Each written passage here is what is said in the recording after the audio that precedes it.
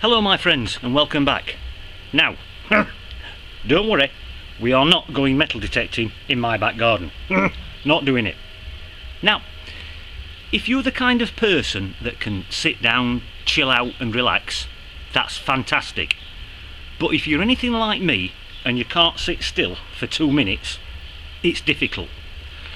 So what I thought we'd do today is take a look at some of the more rare and unusual things that I've found, some of them that still haven't been identified. But first, let's take a look at one or two of the other things that I've been doing just to pass the time on, such as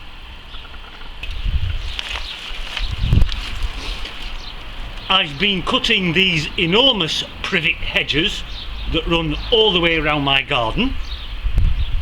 I've also been doing lots of gardening and planting some trees just to do my little bit to help save the planet. And being as I am a keen gardener, I've been spending quite a lot of time in my potting shed, setting a few seeds, looking after the plants now that spring has arrived.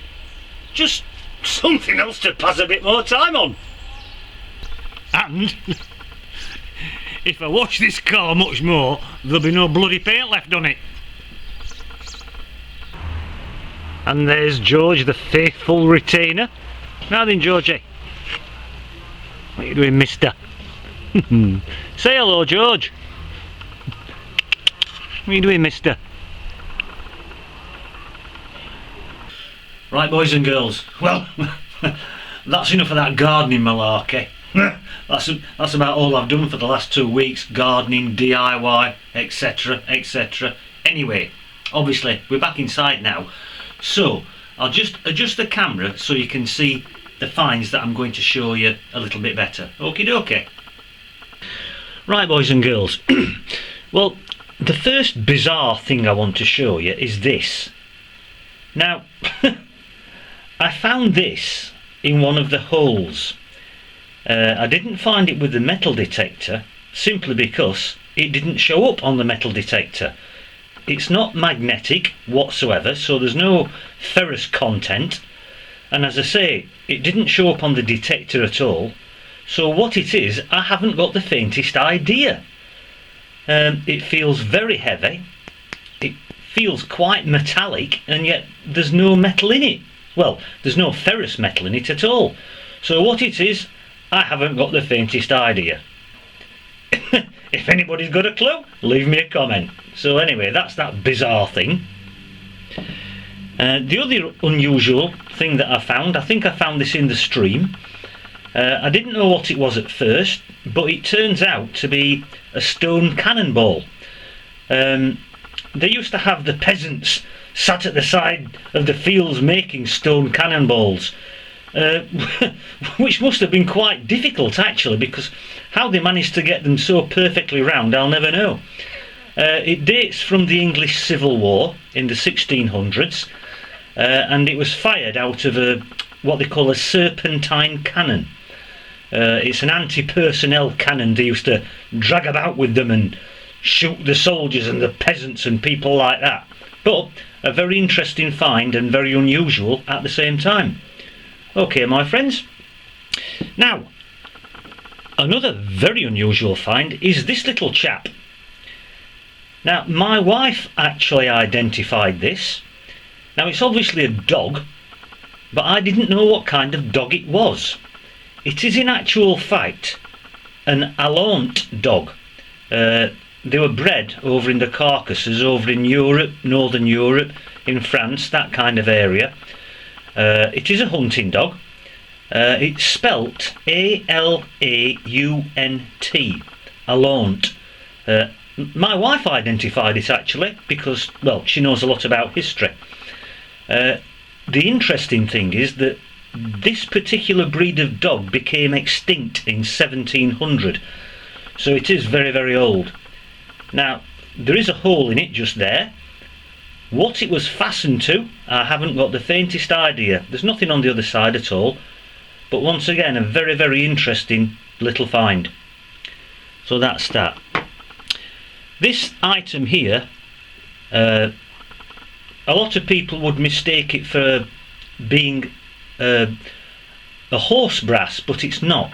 It's actually a very, very large leather mount. You can see by the lugs on the back that it's attached to a very wide piece of leather, possibly off a saddle or something like that. I don't really know. I mean, normally the leather mounts that you find are small circular or rectangular ones, or even lozenge shaped ones. But that is the biggest and the most interesting leather mount that I've ever found, and very nice it is too. And now this one still has me puzzled even now. It's obviously an arrowhead, but it's made out of lead. Why on earth you would want to make an arrowhead made out of lead, I really don't know.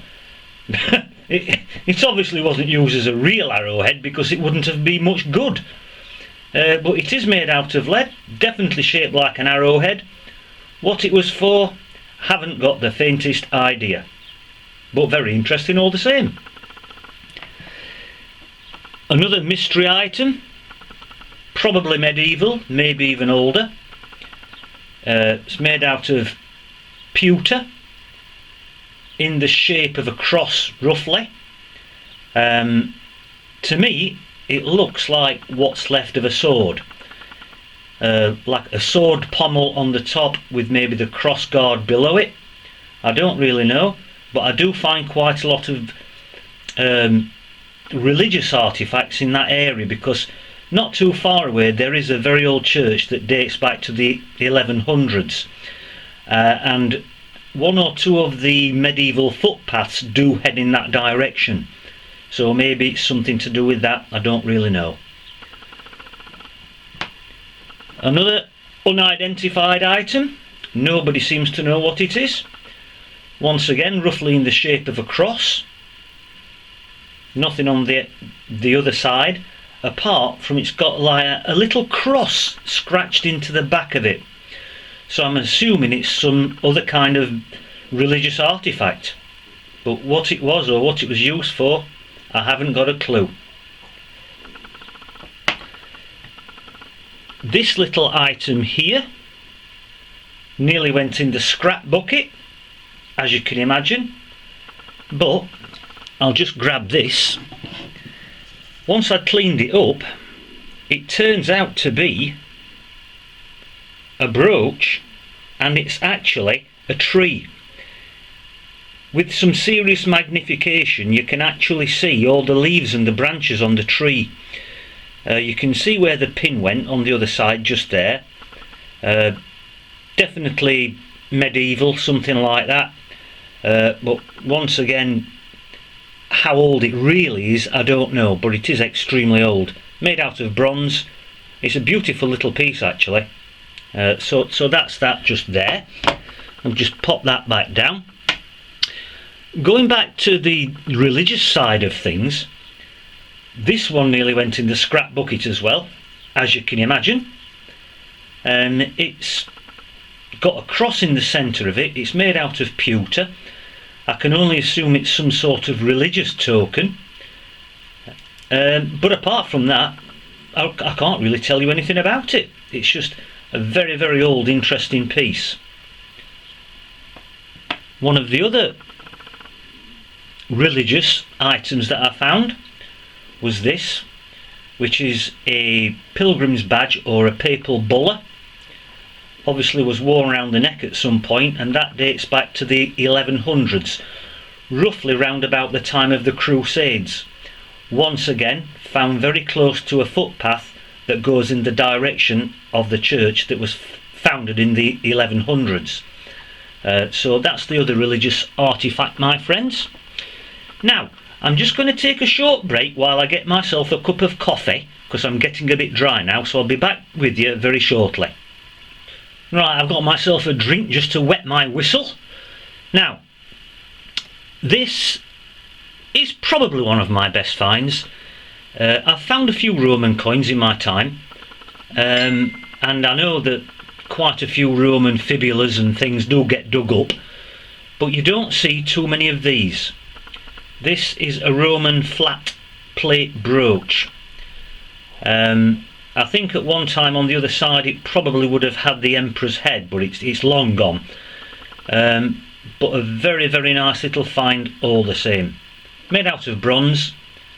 It's just a really, really nice find. I've never found another one. It's just a bit of a one-off, as you might say, but very nice all the same. So that was that. This item here is a lovely find and yet very sad at the same time. It's what's left of a locket. It did have glass in the centre of it, but it was all broken into tiny little pieces. The interesting but sad thing is that still left in the centre of it is a little fragment of ribbon from a baby's bonnet. So I can only assume that it was a baby that died, and they've put the ribbon into the centre of the locket as a keepsake. It's quite decorative on the other side, obviously gilded in gold, but it's a lovely find, and yet, as I say, it's very sad at the same time to think that this poor woman lost her baby, but it's just very nice. And I suppose one of the other bizarre things is this, and nobody seems to know what it is. They don't know whether it's Saxon, Viking or whatever. It's obviously at one time been a brooch. It's extremely old. You can see where the pin went across and through into the keep, just there. And on the other side is a bit of a pattern which I think at one time would have been infilled, probably with enamel. But it's a cracking find, and as I say, it could be Viking, could be Saxon, I'm not too sure, but very nice all the same. And I suppose probably, well, maybe the best thing that I've found in the last few months is this absolutely enormous hammered coin. Charles I, beautiful hammered coin. I've never seen one as big in my life. It measures 35mm in diameter. They call them a horse and rider coin, because obviously when you turn it over, you can actually see King Charles on his trusty steed just there. So as I say, it's an absolutely cracking hammered coin. I've never even seen one as big, let alone dug one up before. So that is just an absolutely beautiful coin. But last but by no means least, this is an update on the mysterious coin that I found in the last video. It turns out it's not a coin at all, it's a token, and I was helped to identify it by Clayton County history hounds, who pointed me in the right direction. It is in fact a token. It's a condor token. To give it its full title, it's a Great Britain condor hull, as in the fishing place, hull halfpenny token from 1791. And on the other side there's a bloke on his horse. They were privately minted by very, very wealthy landowners, and they were found also in America on old colonial sites. So as I say, that's what it is. It's a condor hull halfpenny token from 1791, and a cracking find it is too. Okay my friends, well that's the few finds that I was going to show you today, so I'll just adjust the camera again. Anyway my good friends, there you have it. Just one or two interesting and unusual finds for you to look at, just to pass the time on while we've all got nothing else to do. I would say I'll see you all on the next dig, but we don't know when that's going to be. I'm thinking in the next video of doing a programme on cooking. I'm thinking of making a delicious fish pie. Oh no, actually I think somebody's already done that. I can't remember who though. And I were going to show you a few spindle walls as well, Rachel, because I've got a bucket full downstairs anyway.